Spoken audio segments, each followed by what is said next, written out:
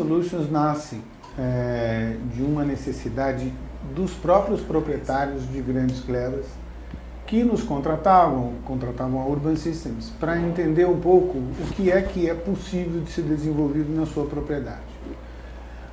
Obviamente, uma propriedade muito grande, de 2 milhões de metros quadrados, 5 milhões de metros quadrados, é uma propriedade que não fica exaurida num primeiro momento com os seus produtos imobiliários.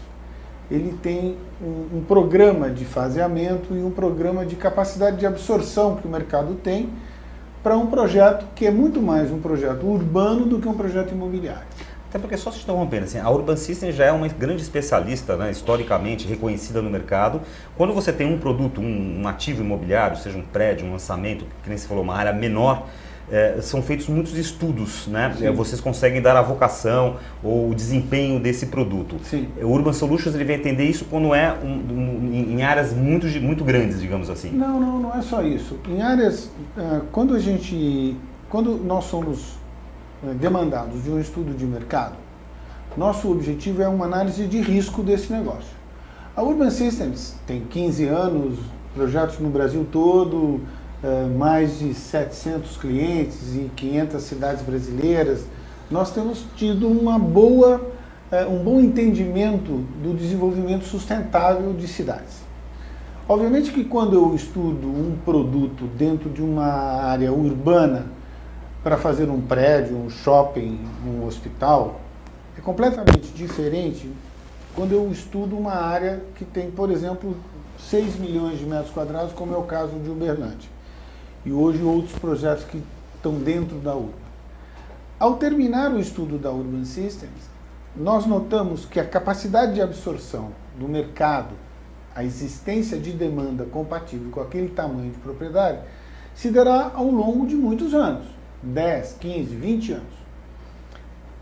Aí, o proprietário da área fica com um relatório nosso, com essa dimensão, e às vezes, no caso da Algar, que não é uma empresa do mercado imobiliário, mas é uma empresa de telecomunicação, é uma empresa de TI, solicitou para a Urban: vocês não querem nos ajudar a levar adiante este processo todo? A Urban Solutions nasce exatamente de oferecer aos nossos clientes de Urban Systems estudos de grandes áreas onde o processo levará muito tempo. E ele não tem dentro do seu DNA empresarial a estrutura para um desenvolvimento imobiliário, a expertise. Então a Urban funciona como um consultor que vai pegar os estudos da Urban Systems e vai aplicar e vai consolidar aquilo que nós mesmos estudamos e desenvolvemos e achamos que é possível. Não é? Então, o contrato é fechado com a Urban Systems. A Urban Solutions é uma outra empresa que nós criamos exatamente para dar essa solução e ter uma fronteira muito blindada entre a Urban Systems e a Urban Solutions. Existe lá um Chinese Wall, onde os estudos da Urban Systems são insumos para o proprietário e, se ele quiser, nós passamos para o lado do proprietário e fazemos toda a estruturação da viabilidade e do negócio e da colocação junto ao mercado, da ajuda de colocar os produtos junto ao mercado imobiliário. E como é que o mercado e os clientes da Urban Systems estão recebendo esse novo projeto? Então, eles estão recebendo super bem. O problema é que nós temos uma capacidade limitada de atender e existe uma seleção, existe um critério seletivo de que propriedades e de que estudos de mercado nós vamos levar adiante. Não são todos os projetos. O que a gente percebe é que no Brasil hoje existe uma expectativa de que todo mundo que tem uma fazenda vai transformar em lotes.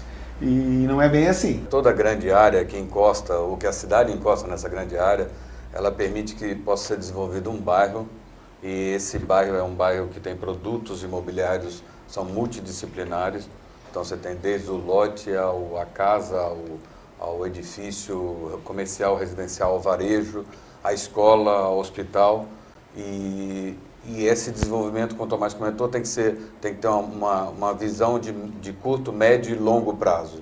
E para poder se implantar isso, o que a Urban Solution faz é dar justamente uma solução para que o proprietário, que geralmente não é da área imobiliária, e é melhor até que não seja, e a gente acaba auxiliando, e inclusive auxiliando a montar uma estrutura imobiliária, se assim for o caso, para esse proprietário, para que ele possa desenvolver isso ao longo do tempo. E tem uma coisa também, né, João, que é assim, tem fazenda que vai continuar sendo fazenda durante muito tempo. E um recorte pequeno da fazenda que vai ser desenvolvido. E não, às vezes os proprietários são iludidos com a possibilidade de que a fazenda inteira vai ser transformada. E não vai. Não é essa visão só uma empresa especializada de pesquisa que consegue fornecer para esse fazendeiro. Mas é esse que é justamente o trabalho de vocês, né? Quer dizer, você dá ao proprietário daquela grande gleba de terra justamente a ideia real do que o mercado consegue, não só do que o mercado consegue... do que o mercado precisa e do que o mercado consegue absorver. Exatamente. Uma propriedade de ciclo longo, ela resiste aos vales e picos que a economia tem. O Brasil está inserido numa comunidade mundial, uma comunidade global, de uma visão econômica globalizada. Existem investidores internacionais olhando para o Brasil como uma possibilidade de investimento. Então, o fato de você ter um momento ruim, no longo prazo, ele vai se acertar. Ele vai, a um determinado momento, ele vai se tornar bom. Pode demorar 2 anos, 5 anos, 3 anos, sei lá. São ciclos que qualquer país vive. Não é? Esta é a vantagem de uma propriedade onde você, primeiro, não tem a necessidade de que ela tenha uma rentabilidade de imediato, e ela tem um desenho urbanístico, um plano diretor de desenvolvimento que é facilitador de administrar e amenizar impactos de uma crise localizada. O cenário atual, desse momento que o Brasil está vivendo, é um momento cinzento, é um momento onde você tem uma indefinição política, e essa indefinição reflete no humor dos empresários, no humor dos banqueiros, no humor dos fundos de investimento, e obviamente a parte final do processo para e fica esperando como se alguma solução viesse do além. Não vem. O Brasil tem que olhar para as suas condições.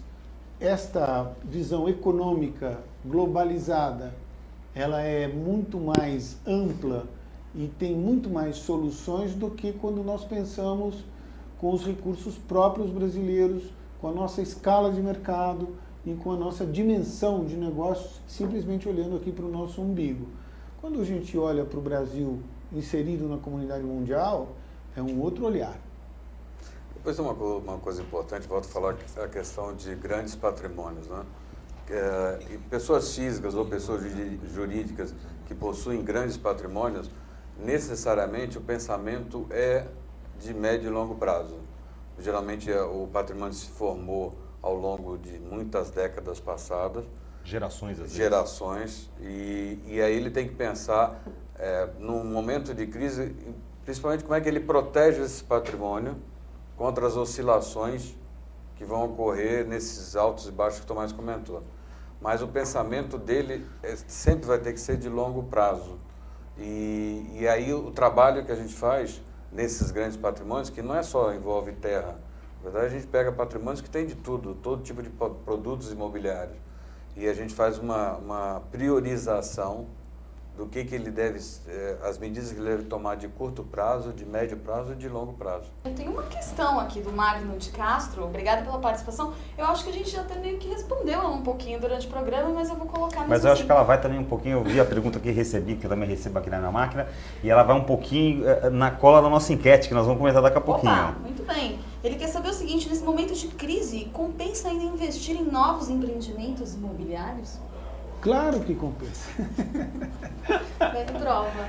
Não, claro que compensa. Eu acho que é aquilo que eu disse, projetos que vão valorizar, projetos de ciclo longo que vão valorizar, não estão atrelados a projetos de especulação imobiliária.